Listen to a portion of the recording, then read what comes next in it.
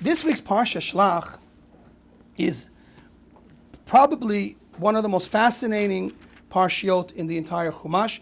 It has within it one of the most mind-blowing stories, which is the story of the spies. Okay? Basically, when I look at the story of the spies, I'm left with a question that I think everybody has to ask themselves. It almost seems insane what's going on. The Jewish people in Egypt experience miracles, 10 plagues against their enemies. Okay, the Yetziat Mitzrayim itself was incredible. The splitting of the sea, the idea of a pillar of fire and a cloud by day and a fire by night, the experience of Matan Torah, the heavens opened up. The miracles that followed them in the desert, they lived in a walled-off Astoria in the desert. Their clothing was pressed for them, the ground was smoothened for them.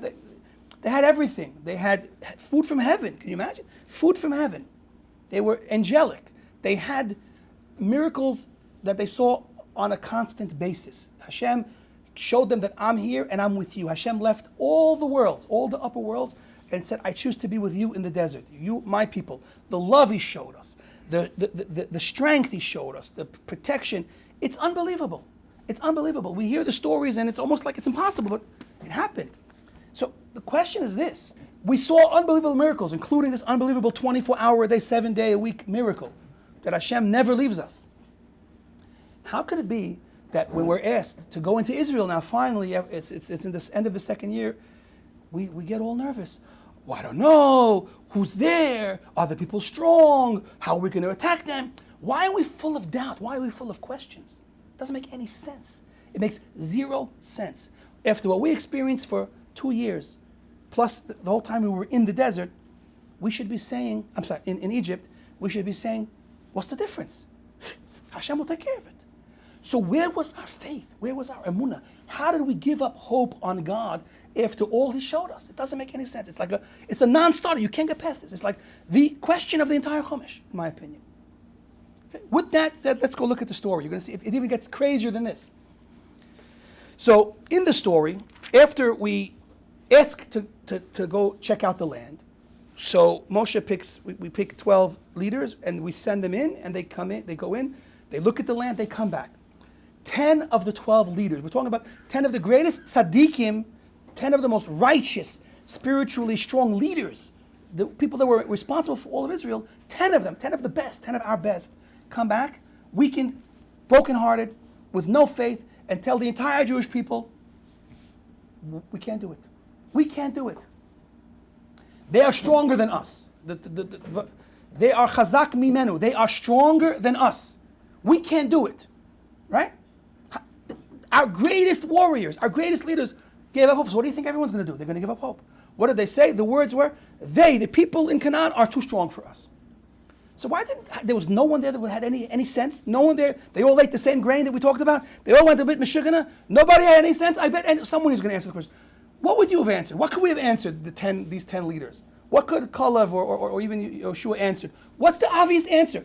Listen, we went there, we saw the land, they're giants, they're too strong for us. We can't beat them. What's the obvious answer? But we have God. Exactly. So what? God can. I mean, what's going on over here? Okay, we can't do it. Well, what did we do till now? Nothing. So God will do it. It doesn't make any sense. What kind of an argument did they present? And what did the people do? The entire Jewish nation that all witnessed everything I explained to you and more. What did they answer? They cried like babies all night till Hashem said, this is the day you're going to cry forever. They cried and gave up hope and believed it. Were they the biggest fools in the world? Here's a new insight that I'm not sure if you all know. The rabbis pick up on this. A beautiful hidden lesson here in the dialogue between these 10 leaders and the people, and of course, Yeshua and Kalev are going to come in a moment. And it's this. The word chazak mimenu means stronger than us. Right? Mimenu. Mimenu means us. Stronger than us. The word mimenu also can mean, grammatically, him. Stronger than us or stronger than him. And the rabbis say what these 10 leaders really meant was not that these people in Canaan are stronger than us. They were telling the Jewish people they are stronger than him. Capital, him. Oh boy. They are stronger than God. In the language of the sages, that God's not able to get rid of them. They're so strong that even God won't be able to get rid of them. Now this, if we were talking about insanity until now, we have to come up with a new definition. What were they saying? They actually said, according to this Chazal in the Gemara, that they are, the people in the land, are chazak mimenu, stronger than him. And what did the people say? Didn't say, you guys are crazy. What are you talking about stronger than him? Nobody's stronger than him. Right? No. They cried, and that was the end of it. They all gave up hope.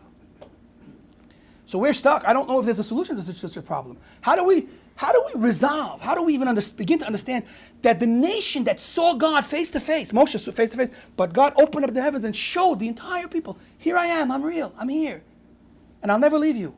How could they buy this from these 10 leaders? How could these 10 leaders, 10 of the greatest Jewish people alive at the time, come and say that they're stronger than God? And how could the people buy it and cry and give up? And we're stuck now for 40 more years in the desert, 37 more years in the desert. How? If we look closely at the Jewish story till this point, we see a lot of things happening. A lot of amazing, unbelievable, miraculous things. One question I want to throw out there. At this point in the story, what have we done? Imagine you go to a game, a sports game. Hockey, people, I don't like hockey either. People love hockey. A lot of running around, a lot of boom, boom. Action, right? Football, a lot of action. Basketball, oh my gosh. No wonder why they get $50 million. But basically, what do you do at a basketball game? You sit back and you watch. And that's it, it gets fatter and fatter. You watch everybody flying around and you do nothing. Yeah. What did the Jews do from the moment Hashem showed up in Egypt till this point now that they have to go into Israel? What did the Jews do? They had matzah on Pesach. Hashem held their hand the whole time. That's it. They sat back and watched Hashem do miracles. That was all they experienced to this point. What did they do? Nothing. I'm not insulting them. They weren't asking anything. They didn't do anything. Hashem did everything. The Torah even says it. The Torah says, Hashem tells the Jews through Moshe, you guys stand back and watch. I'm going to fight for you. At Kriyat Yam Suf, Hashem actually says, don't do nothing. You stand back on the side. I'm going to fight for you. I'm going to do it for you. And that's what Hashem did the whole time. It says he carried us like on the wings of an eagle. He took care of us. He carried us. He did everything for us. It was all Hashem. We were passive. We did nothing. What were the Jews expecting now? What did they think was lying ahead for them? Okay, it brings us back to the beginning of the story. Why did they want to go spy out the land? Why did they spy out? What were they looking to see? What were they evaluating? You see from the entire dialogue, they were evaluating how they should proceed with a military attack. So you see something different over here. See, until now, they did nothing. Now they understand they're going into a country and they're going to have to take over that country. They're going to have to fight military battles against each of these nations and conquer Israel. Conquer Canaan and turn it into Israel. This is something new. This is something that the Jews never were asked to do yet. This is not part of their story yet. It's a new thing. Now we can hopefully appreciate and bring an answer to our question. If Hashem said, guys, sit back, relax, I'm going to send a ball of fire, it's going to wipe out all your enemies, and then go in and live happily ever after, would we have been afraid? No. Of course not. But that's not what was said. Whether it was true or not, at least we see that they were under the impression that they were going to have to go in with weapons, with their bare hands, with their energy, with their courage, and fight a people that were more numerous than them, stronger than them, better trained in military, fortified cities. Now that's intimidating. I don't care how much faith you have. If you are thrown in one of these very intense jails and you find out that 20 guys want a piece of you, I don't know what kind of faith you have. How are you going to deal with that? You're not going to deal with it. You're going to cry like a baby. It's not easy to face, okay? So no matter what you do, we could talk all day and theorize, and how could the Jews not have it? If we were in their shoes, we would have been very afraid. Okay, so, and that's the answer. The answer is ultimately, they were being asked to do something new. They were being asked to go in and fight on their own for this victory. And that's scary. And now we can start to appreciate the dialogue between them. And it works like this. When they said that they are chazak mimenu, that the people in there are stronger than him and us, so the whole thing doesn't make any sense. right? On a basic level, if we understand both of the interpretations, we still get stuck. They're stronger than us, great, but we have Hashem. No, they're stronger than Hashem also. So if they're stronger than Hashem, what are you talking about us for? If they're stronger than Hashem, then I'm stronger than us. So the answer lies in the method of teaching that this is. This is a special method of teaching that tells me, don't read the word that's written, but rather read an alternative word. And we have to appreciate what that means. And that's what's going on here. The Torah is saying something deep. It's hiding something from us, but it wants to show it to us ultimately. And it's saying like this. If you read the regular story, it's simple.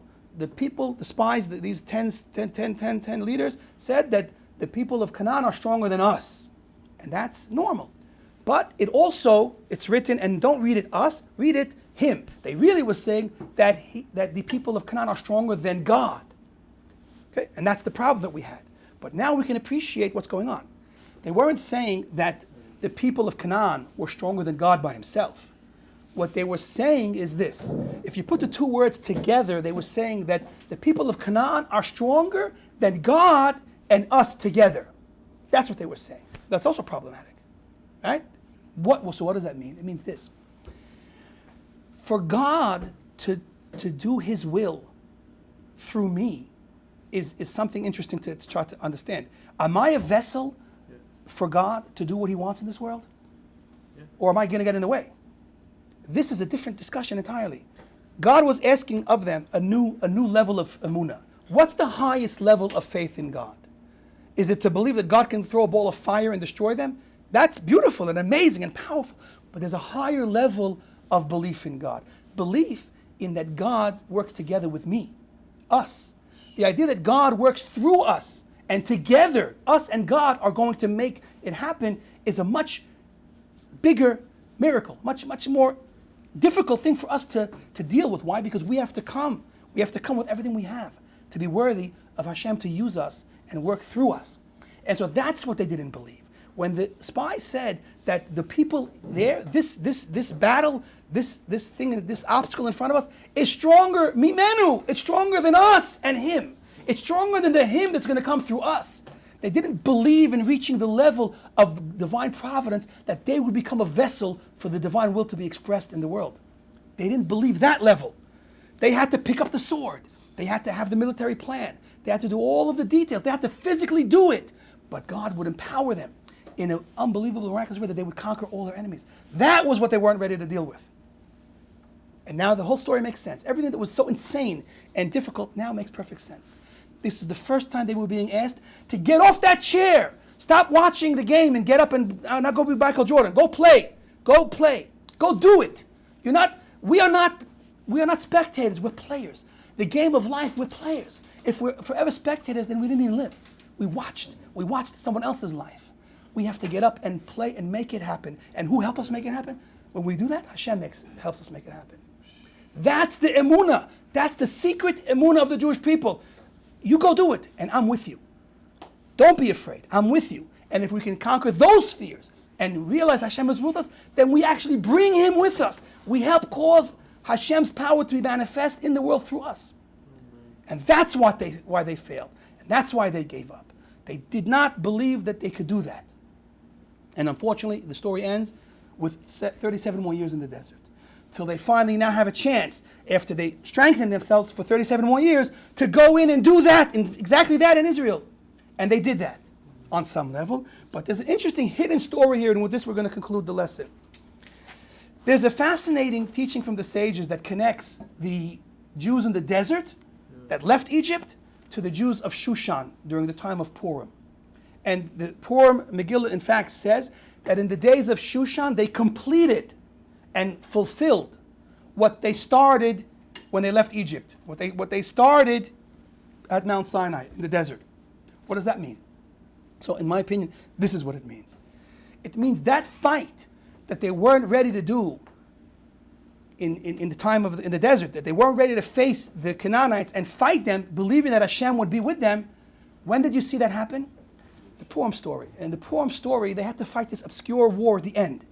They had to fight their enemies physically with knives, with fighting physically, outnumbered, outstrengthed, and they had to fight them. Why? Why didn't Hashem just come and save the day? So the story is this. In a time of absolute darkness, where Hashem did not show us any miracles, zero miracles, He did not even show us that he was there. We could have concluded that he's gone. He gave up on us because we're in exile and we sinned. And we had to muster up the courage and the faith to face these enemies because we said we're going to die as Jews rather than live as non-Jews. We faced death and we had the courage to fight this war. And we strengthened our Emunah. And we believed that Hashem would be with us even though we had no reason to. And you know what the result was of that war? It's an unbelievable thing. The Al-Shach brings it and others. We fought a war against our enemies in the end of Purim, and not one Jew was even hurt. Not one Jew died, yet we killed all of our enemies. It's something that's impossible. This is an impossible result, the way they fought a war back then. Impossible. It's not considered an open miracle because Hashem did not send a ball of fire, but it is an open miracle. You know why? Because when a weak people that don't know what they're doing in war defeat their entire enemy, and not one Jew gets hurt, that's an open miracle. It's a closed, open miracle. That's what we accomplished at Purim. And that is the culmination of what we started when we left Egypt and what we were not able to do. When the spies went in, they were supposed to come back and say, you know what, we can't do it, but we're going to do it anyway. And we would have. That's what they should have said. That's what the Jewish people should have said back to them. But they didn't. But when did they do it? In the Purim story. In the Purim story, they went out and it was 100% that they were going to be annihilated. And they won and annihilated 100% of their enemies. And not one Jew got hurt.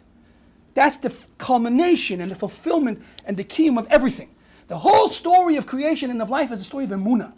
And in the end of the Purim story, we reach the highest level of Emunah. That this world is only a paper bag that you can crush in a second. It's all Hashem. It's all Hashem. If we're with Hashem and Hashem is with us, then we can do anything. And that is the secret. That's what kept us here till now, because we have not let go of Hashem, and certainly Hashem will never let go of us. And that is what's going to bring us to the end of our wonderful, wonderful story with unbelievable miracles, because we are the miracle people.